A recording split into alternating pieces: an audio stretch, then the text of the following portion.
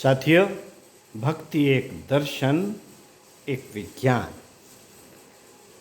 प्रवचन पंडित श्री राम शर्मा आचार्य, जन्म शताब्दी पुस्तक माला 32 आपको पढ़कर सुनाते हैं। आवाज़ हमारी है प्रवचन गुरुदेव के।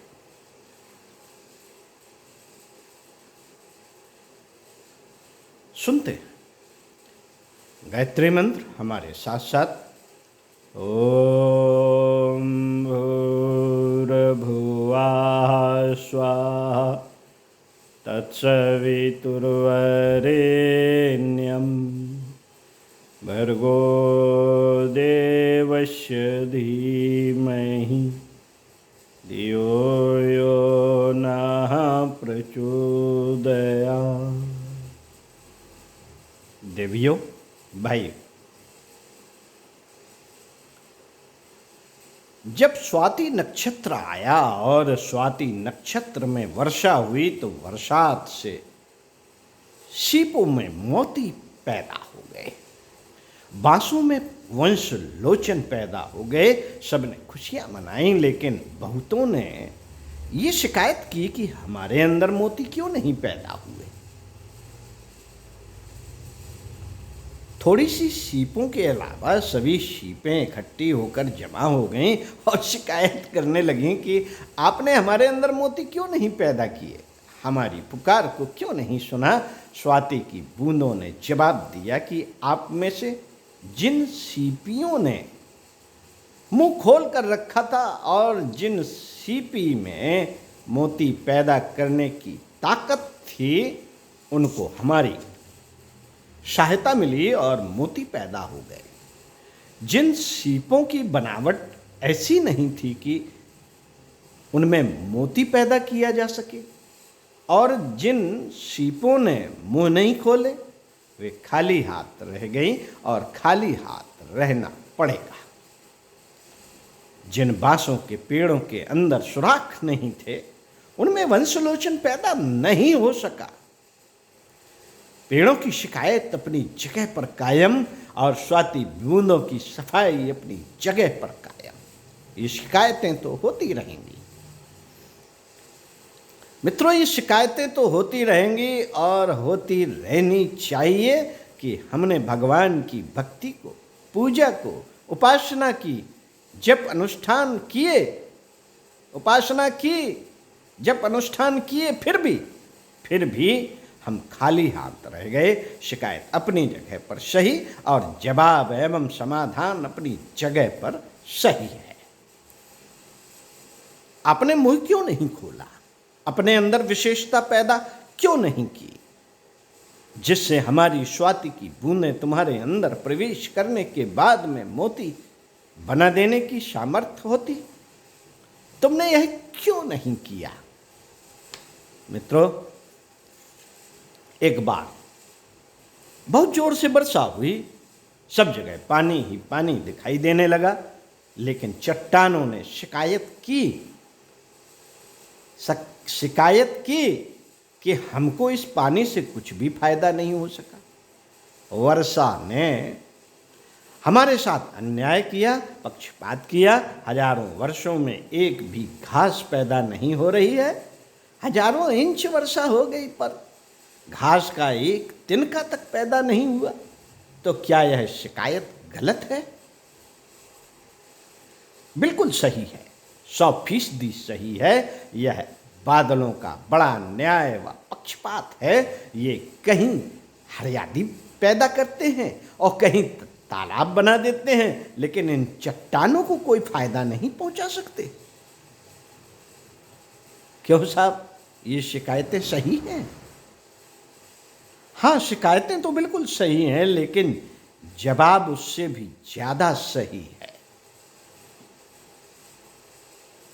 उससे भी ज्यादा सही है। आपने अपने अंदर मुलायमियत पैदा की होती, अपने भीतर गड्ढे बनाए होते, तो हमने आपके भीतर तालाब, झरने, गड्ढे भर दिए होते।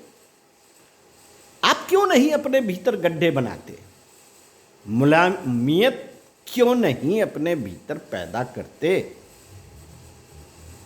साथियों, समाधान अपनी जगह पर सही है, भगवान अपनी जगह पर सही है और भक्त अपनी जगह पर सही है। हमने आपका जब ध्यान पूजन किया, अनुष्ठान किया, भजन किया, वो तो सब कुछ ठीक है आपका, लेकिन जप पूजन किस काम के लिए किया, किस काम के लिए किया जाता है, वह काम आपने क्यों नहीं किया?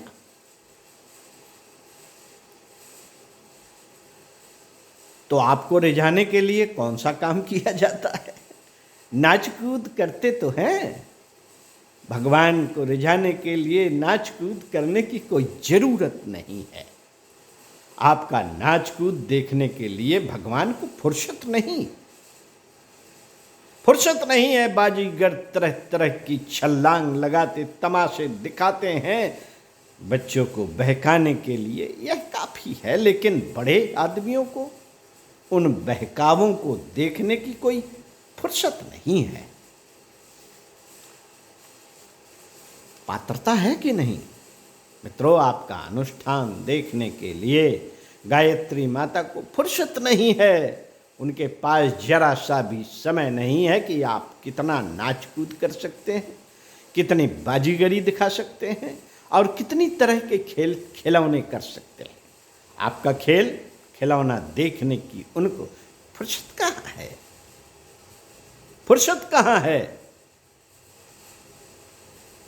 उनको एक ही चीज देखने की फुर्सत है कि आपके अंदर पात्रता कितनी है।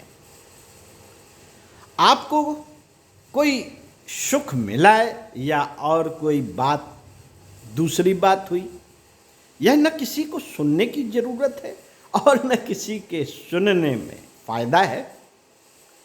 आध्यात्मिकता का एक ही उद्देश्य है और दूसरा कोई उद्देश्य नहीं। यह उद्देश्य यह है कि आदमी को की पात्रता का विकास हो।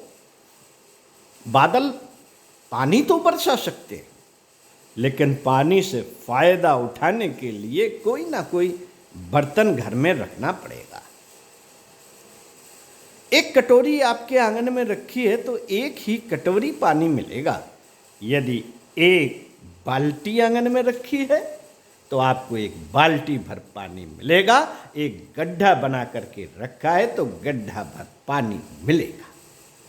मित्रों, आपको भगवान से, बादलों से कोई शिकायत नहीं करनी चाहिए। आप अपने आप से शिकायत कीजिए कि अपने अंदर हमने पात्रता का विकास क्यों नहीं किया, जिसकी वजह से भगवान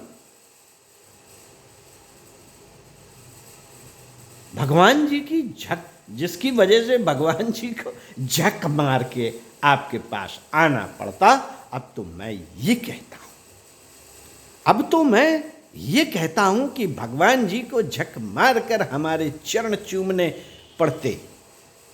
जैसे कि भगवान जी के चरण चूमते हैं हम, आप भगवान को मजबूर कीजिए, भगवान पर दबाव डालिए और भगवान को विवश कर दीजिए, लाचार कर दीजिए इस बात के लिए कि वे आपकी मदद करें और सहायता करें।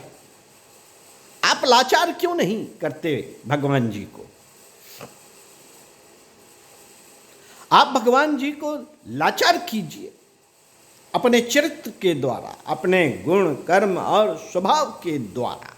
वास्तव में भक्ति का सारा आधार जो खड़ा हुआ है वह भगवान के ऊपर दबाव डालने के लिए नहीं है, वरन अपने ऊपर दबाव डालने के लिए है।